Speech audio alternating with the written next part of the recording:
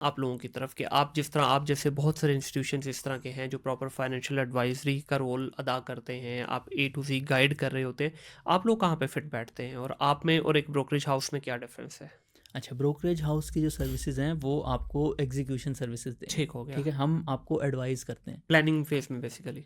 Planning में भी करते हैं, और हम लोगों का 80% काम ये होता है, अगर मैं आपको एक्सप्लेन करूँ ना, कि बेस्ट कंपनीज जो भी डेवलपमेंट्स हो रही हैं उसके हिसाब से पोर्टफोलियो में कौन सी कंपनीज वही होनी जो चाहिए। 1 मिलियन को कहाँ लगाना है, हाँ, बेसिकली कहाँ कौन सी लगाना है। कंपनी है चूज करनी है, हाँ, वो आप लोग बताते हैं। 80% काम होता है बेस्ट कंपनीज ढूंढना, और ठीक है। 20% काम होता है ये जो बूम बस साइकिल आपको बताया ना, हाँ। कि किस टाइम पे थोड़ा सा ज़्यादा इन्वेस्ट करना है, हाँ।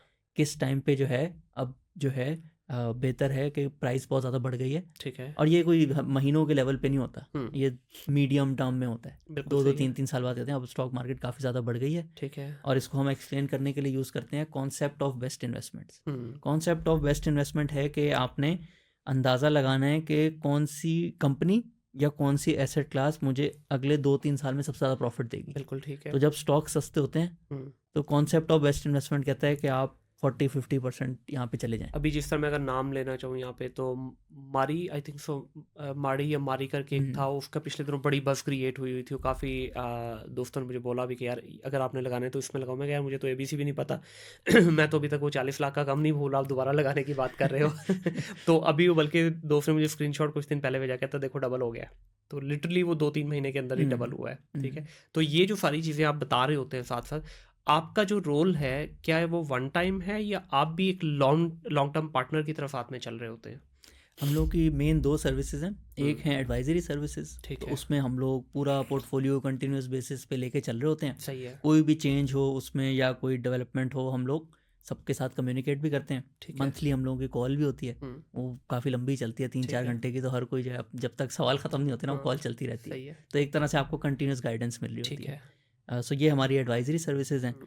और सेकंड जो हमारा प्रोडक्ट है वो है इन्वेस्टिंग मास्टर क्लास, ओके। जो लोग सीखना चाहते हैं लर्न इन करना डिटेल। चाहते हैं, बिल्कुल और सही है। इसमें जो डिटेल है वो एडवाइजरी से भी ज़्यादा होती है। ओके। मतलब एडवाइजरी में आपकी 12 मंथ्स हैं तो 12 दफ़ा एक तरह से कॉल हो रही है, ठीक बीच में है। भी कम्युनिकेशन होती है। हम्म। बट इन्वेस्टिंग मास्टर क्लास में 3 महीने के अंदर आपको 15 क्लासेस मिलती ठीक है, ये किस्म का आपका क्रैश कोर्स कह है। लें इसको, ये हाँ, शॉर्ट कोर्स कह लें कि क्रैश जिसमें कोर्स नहीं, ये मतलब कि डिटेल इस कोर्स है। डिटेल्ड कोर्स है, डिटेल कोर्स फुल है। फुल। ये करने के बाद कोई भी इन्वेस्टर अगर इस डोमेन में आना चाहता है, तो उसके पास इतना नॉलेज ज़रूर होगा कि वो पता अपना पोर्टफोलियो मैनेज कर मतलब पाएगा। इस जो हमारी एडवाइजरी सर्विस है ना, उसकी टैगलाइन है invest in what you fully understand. ठीक है। यानी कि आप जिस चीज़ में इन्वेस्ट कर रहे हाँ, हैं, हम पता हो आपको आपको। उसकी 100% नॉलेज देंगे। हम्म। ऐसी कोई चीज़ नहीं होगी कि आपको कहीं और बाहर से पता चलेगी। बिल्कुल ठीक है। और जो हमारा इन्वेस्टिंग मास्टर क्लास है, उसकी टैगलाइन है understand the business like owners. बिल्कुल सही तो है। उसके अंदर ये जो 15 क्लासेस होती हैं, हम्म। उसमें से तकरीबन 12 जो है वो डिफरेंट जो सेक्टर्स हैं, स्टील,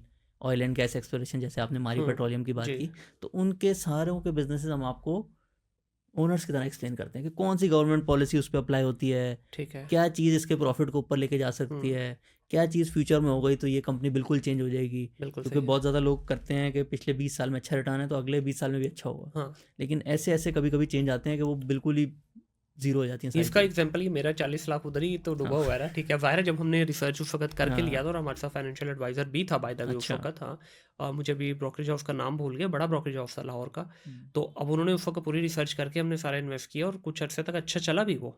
लेकिन बात वही है कि अब देखिए बिजनेस के डायनेमिक्स, एक बिजनेस सही भी चल रहा है, हम एक ऐसी कंट्री में रह रहे हैं जहाँ पे हालात किसी एक छोटी सी न्यूज़ की वजह से अप एंड हम्म, डाउन हो जाते हैं। And end of the day in companies ने भी बिजनेस तो इसी हम्म, मार्केट में करना है ना, ऐसा तो हम्म, नहीं कि ये बैठे यहाँ पे और इनका ताल्लुक कहीं हो रहा है। हम्म, यहीं पे चलना है। ठीक है, हम्म, अब जिस तरह ट्रैक्टर इंडस्ट्री है, बहुत ज़्यादा अब शेयर्स आपको नज़र आते हैं, मिलर ट्रैक्टर है, गाजी है और फलाना। अब पिछले कुछ सालों में ट्रैक्टर इंडस्ट्री के अंदर उस तरह से बूम नहीं रहा जो पहले ज़माने में था, हम्म, क्योंकि अभी चाइनीज़ प्रोडक्ट बहुत सारी आ गई हैं, या ये खुद भी थोड़ा ज़रा मैन्युफैक्चरिंग से हट के बस असेंबलिंग की तरफ चले गए। हम्म। अब पिछले 5 साल में अगर देखा जाए तो ऑटोमोबाइल के अंदर खासतौर पे जो इतनी नई नई हमारी, कंपनीज आ हाँ, गई हैं। हमारी कंज्यूमर व्हीकल्स है, ये देख लें। हम पहले हम्म, 3 कंपनियों और आज था मेरा ख्याल है 13, 14, 15 हाँ। कंपनी है, और फर्दर आ रही हैं।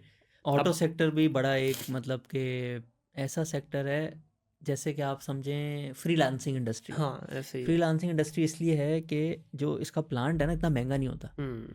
और अगर आपने बायर किसी कंपनी के साथ कॉन्ट्रैक्ट करके एक अच्छी गाड़ी ले आए, हाँ आपका प्रॉफिट बहुत ज़्यादा हो सकता है। सही बिल्कुल बहुत ज़्यादा इन्वेस्टमेंट की ज़रूरत नहीं है। हम्म मतलब जैसे अगर हम जैसे अभी इधर बैठे हुए हैं, हाँ पाकिस्तान में अगर कोई अपना पॉडकास्ट शुरू करना चाहे और वो हाँ बहुत अच्छा पॉडकास्ट अगर उसका हो, हाँ तो ऐसा नहीं है कि इन्वेस्टमेंट उसको रोकेगी। हाँ बिल्कुल तो ऑटो इंडस्ट्री एक ऐसी इंडस्ट्री बन गई है जहाँ बिल्कुल पे सही प्लांट सस्ता है, हम्म और अगर आपका जो ग्लोबल पार्टनर है उसके पास एक कंपेटिटिव प्रोडक्ट है जिसकी ठीक है प्राइस कम है, जिसमें फीचर्स अच्छे हैं, हम्म आप बड़ी तेज़ी से स्केल कर सकते हैं। और इसकी एग्जांपल साजगार है। बिल्कुल ऐसे ही है और अभी तो देखे ना रुक नहीं रही ना ये हम्म, अगर जाहिर है आए दूसरे दिन कोई ना कोई नई कंपनी लॉन्च कर रही है तो इसका मतलब है कि मार्केट में पोटेंशियल मौजूद है हम्म, बायर्स जो है उसको वेलकम कर रहे हैं वो ऑलरेडी तंग थे पिछले 40 हम्म, साल से ये तीन बिग थ्री की उससे थ्योरी से अब यही वाले जो अभी बूम नज़र आ रहा है ये आपको आ रहा है बाइक इंडस्ट्री के अंदर खासतौर पे जो ईवी में नज़र आ रहा है ईवीज। आप देखेंगे अगले 5-7 साल में ईवीज की बहुत सारी कंपनीज जो है अपने लिस्टेड होंगी स्टॉक एक्सचेंज गवर्नमेंट के ने साथ जो है ईवी पॉलिसी भी ड्राफ्ट कर लिया, और उसके अंदर जो है अब जैसे जो 40 लाख से ऊपर की गाड़ी है उस पर 25% सेल टैक्स है, हाँ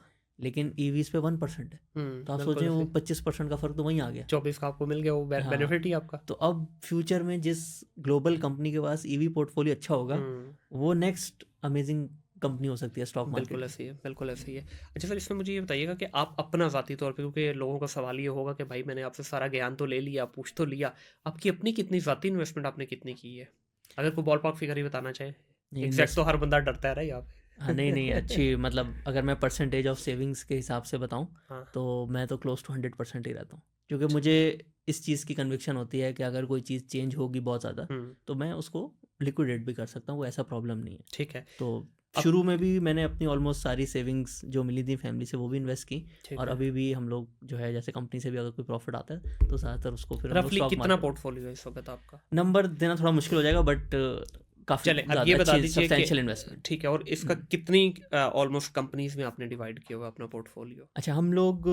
अपने पोर्टफोलियो में भी ना 6 to 10 कंपनीज, 6 to 10 कंपनीज रखते हैं इसमें मैं थोड़ी सी डाइवर्सिफिकेशन भी एक्सप्लेन कर देता हूँ। डाइवर्सिफिकेशन जैसे हमने कहा ना कि अब जब आपको इतनी ज़्यादा नॉलेज अगर नहीं है तो आप एवरेज के साथ चलें, जी उसमें आपकी नंबर ऑफ कंपनीज थोड़ी सी बढ़ जाती हैं। हम्म लेकिन एक फुल फ्लेज्ड इन्वेस्टर भी होगा ना, हाँ जी उसको भी थोड़ी सी डाइवर्सिफिकेशन ज़रूरत होती है। ठीक है और उसकी वजह ये है कि आज मेरे पास शायद नॉलेज है इतनी कि मैं बता सकता हूँ कि टॉप 3 कंपनी कौन सी हैं, ठीक है लेकिन मुझे ये नहीं पता कि उसकी वैल्यू रियलाइजेशन का वो नहीं।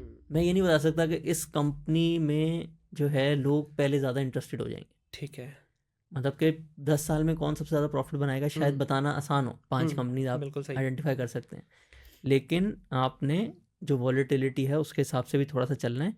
और ये बहुत करीब करीब होती हैं। जो नंबर 5 वाली होगी, लेट से आपको हर साल 25% प्रॉफिट दे रही है, ठीक है तो जो 6 वाली होगी वो भी 24-23 दे रही होगी। ठीक है तो इसमें एक फेमस इन्वेस्टर हैं पीटर लिंच, वो कहते हैं डाइवर्सिफिकेशन कैन टर्न इनटू डाइवोर्सिफिकेशन। यानी कि अगर आप इतनी ज़्यादा ले लेंगे, लेट से आपने 20 कंपनियां जमा कर ली, हाँ सही तो वो है जो 20वीं आपने ऐड की है, इससे बेहतर है आप अपनी नंबर 1 वाली में और ले लें। हाँ बिल्कुल तो सही ये जो 6 to 10 कंपनीज है ना, हम्म ये हमारे हिसाब से स्वीट स्पॉट है, क्योंकि अब हमारा साइज़ भी काफ़ी ज़्यादा हो गया है। ठीक है हम लोग तकरीबन 3-4 बिलियन एसेट्स अंडर एडवाइजरी होते हैं। वेरी नाइस तो अगर हम कोई चीज़ लेट से 5% भी पोर्टफोलियो में ऐड करते हैं, तो वो 200-300 मिलियन जो है वो मार्केट में होना भी चाहिए बिल्कुल कि ऐसे उसके शेयर जो है लोग खरीद सकें विदाउट प्राइस बहुत ज़्यादा ऊपर नीचे हो। बिल्कुल तो इस ऐसे वजह से भी थोड़ी सी डाइवर्सिफिकेशन ज़रूरी होती है। बट इसका जो मेन प्रिंसिपल है वो ये है कि जो टॉप 10 कंपनीज होंगी उसमें बहुत ज़्यादा फ़र्क नहीं होता। ठीक है और क्योंकि आप नहीं बता सकते कि किसका शेयर अगले साल में ज़्यादा बढ़ेगा, इन्वेस्टर का ज़्यादा रुझान किस तरफ जाएगा, तो इस वजह से आप थोड़ी सी डाइवर्सिफिकेशन कर लें। बिल्कुल ठीक है